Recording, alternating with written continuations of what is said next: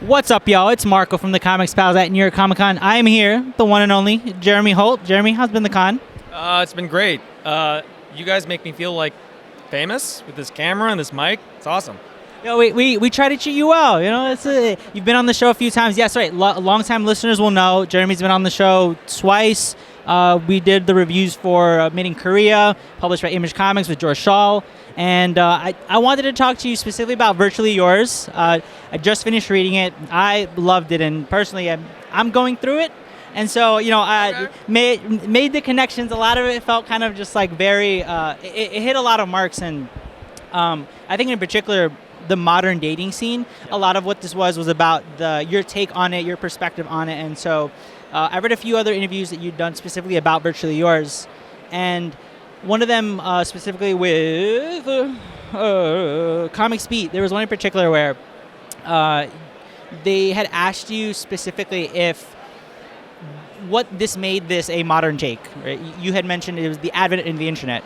I wanted to push you a little bit on that because for me, what I think is at the end, both Max and Eva sort of end up being friends. And I think that's something that is currently within the dating scene of, you know, you're behind screens. It's a very much a superficial kind of meeting, casual hookups, that kind of thing. What is your take on them ending as friends and not necessarily, you know, being together? Well, I mean, I love rom-coms. I love the tropes. But for me, I wanted to sort of turn it all on its head because the reality is that as much as we all want to be in that love bubble when we meet somebody and we have those sparks, a lot of us don't get that. A lot of us can't stay in that, and life doesn't revolve around that. So I wanted to focus a story using the familiar tropes that we all love, but also having a completely different commentary. And it's not about two people falling in love. It's more about how two people navigate their lives with autonomy and authenticity. And it's not really about dating. It's really about everything outside of that, because that's where we spent most of our lives.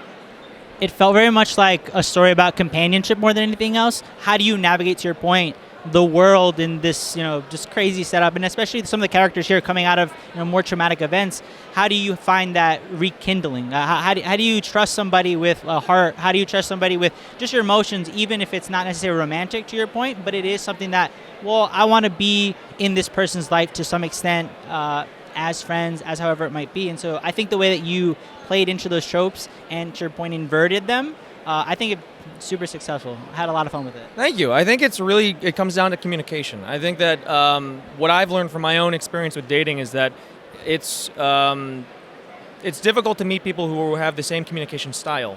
Whether it's like the amount of texting you do, the just amount of communication in general. And if those don't sync up, then it makes it very difficult. And I've just gotten to the age where I recognize right away what's not working, and I'm willing to have conversations about that with a potential partner, but sometimes it just doesn't work out, and that's okay. Like, you know, just because we don't get the happy fairy tale ending doesn't mean that life isn't worth it.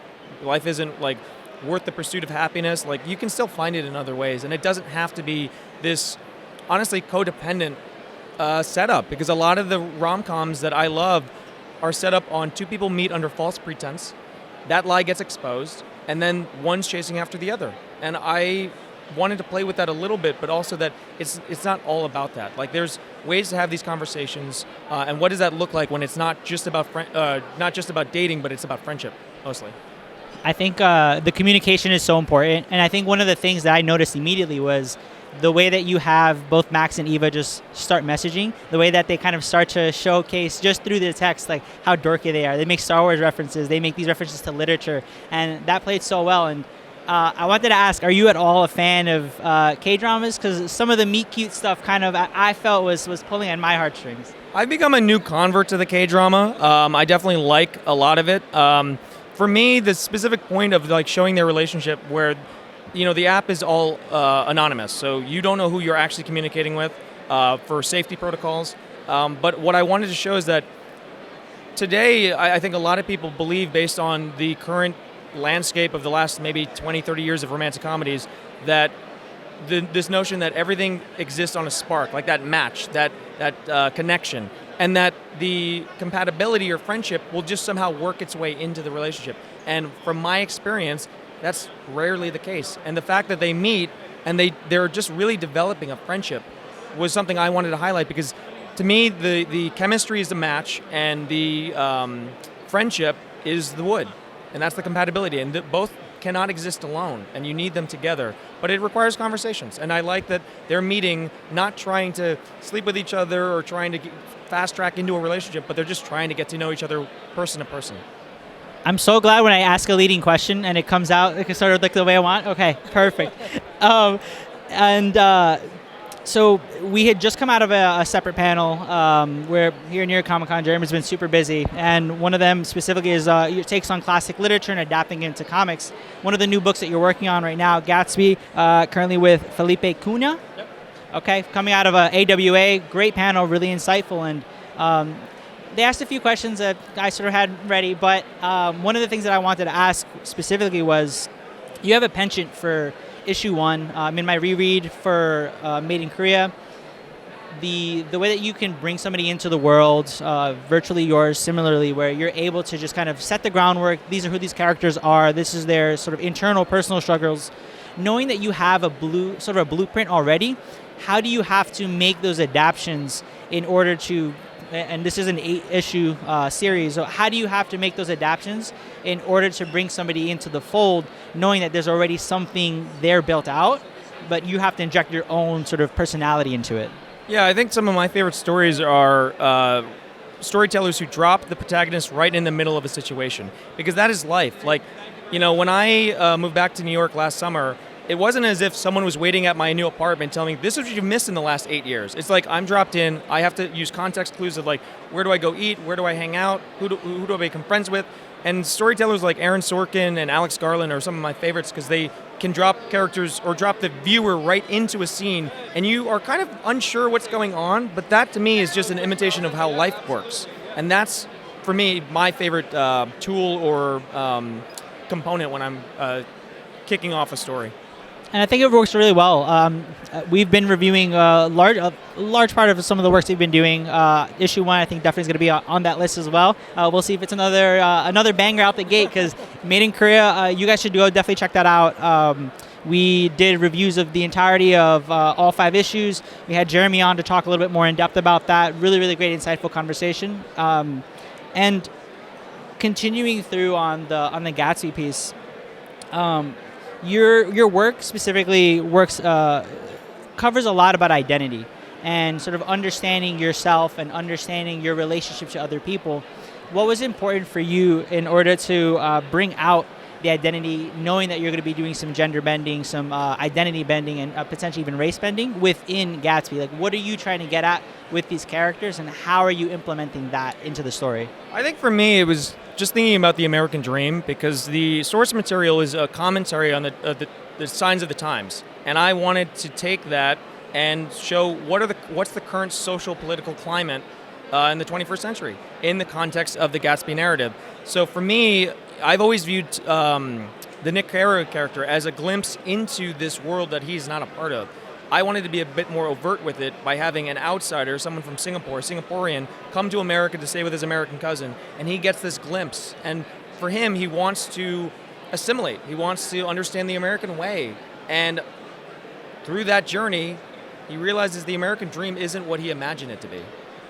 Okay, interesting. All right. So the premise more so is having that context within, well, updating it for the 21st century, right? Having that context and then sort of fish out of water, but being thrown into that deep end, like you said, with the narratives that you like to sort of read and take inspiration from. Is it fair to say that throughout this journey, we're going to be seeing this character continue to grow and then disassociate from the American dream? Or, and obviously no spoilers, right? Like whatever you can say. But is that the expectation for what that narrative is going to be? A bit of both. Like I want to showcase what the American dream is today for younger people, because the story, I've de-aged the characters from the source material to show that opulent wealth, designer drugs, honestly bad communication, and also just what Lou, the main character, who's the Nick Caro assimilation, his assimilation into this lifestyle. And so for me, it's like, yes, it's showing what the American dream is, but I also myself am commenting on what I view the American dream is for me. Whether that comes through clearly by the end, yet to be seen, but that was my goal. I'm confident. Your work knocks it out. Before we head out, is there anything that you want to plug, you want to push? I know House of Slay is also another piece of work that you're doing currently on issue 8, I want to say. Well, I'm actually no longer part of that project, so I only did the first run, the first 48 pages, and it's out on Tapas. But yeah, Virtually Yours will be out officially next week. Gatsby will be out November 2nd, the first issue. Awesome. Well, here on the Comics Pals, we're going to be reviewing definitely the first issue of Gatsby. Go pick up Virtually Yours. I don't know if it's in frame here, but definitely a great story. If you're one for romance comics like I am, definitely hits the spot. And I think having this conversation here with Jeremy, it sort of changes the narrative on romance comics in general. And I think it's a good addition to the digital library. So thank you so much.